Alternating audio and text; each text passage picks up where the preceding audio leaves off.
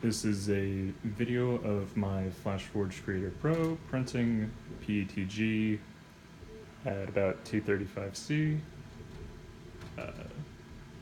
I've replaced the bot step stepper drivers with TMC 2130 SilentStepSticks that I soldered myself.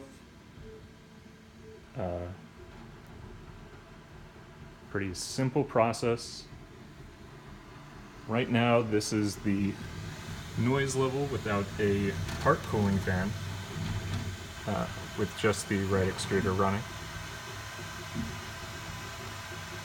I don't know if this will pick up on video as well, but the driver noise and fan noise is minimal from the carriage.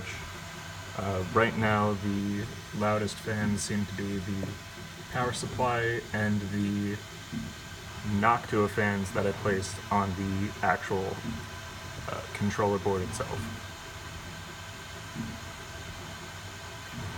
I'll follow up with maybe some pictures of the soldering job and how I spliced a couple of Noctua fans together to make sure the drivers stay cool.